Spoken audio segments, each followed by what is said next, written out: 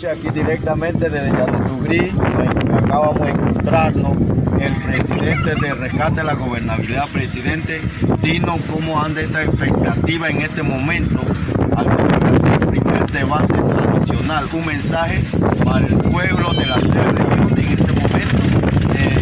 Esta visita sorpresa, ya vemos la gente cómo está llegando, el pueblo está llegando y necesitamos con usted como presidente nos dé esa palabra de bienvenida. Igual está la gente aquí llegando, así que tiene la palabra presidente. Mande esa palabra para la gente que venga mañana a este debate de cacique general. Sí, buenas noches.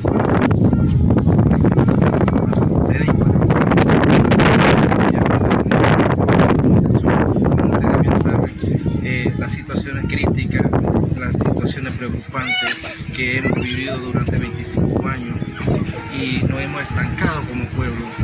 Y la generación de la actualidad, porque no fue lo que pensaron los grandes dirigentes, los primeros dirigentes.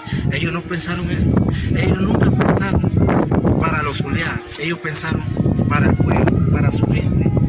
Y ahora si los dirigentes se han descuidado, los dirigentes nos han abandonado, entonces es hora de reclamar nuestro derecho, es hora que nos levantemos como pueblo y empecemos a trabajar sobre una idea que es la idea de la gobernabilidad.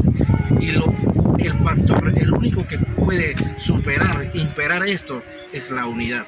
Y gracias le doy a ustedes porque se maneja la expectativa de forma muy positiva.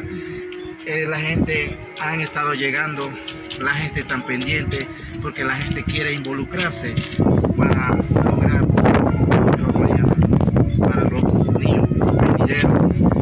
Invito a que la gente y de esta forma podemos construir una gran nación nueva, construir una gran ciudad nueva. Entonces sí le podemos llamar capital, porque capital, esto es capital para nosotros, sí es capital, pero aquí hay faltas de atención, aquí falta interés de los dirigentes porque preocupas las institucionalidad, todo ubicado en San Félix. La otra parte que hace falta, cómo buscar y generar ese mecanismo para bajar esas instituciones faltantes, que son 35 instituciones. Todo debe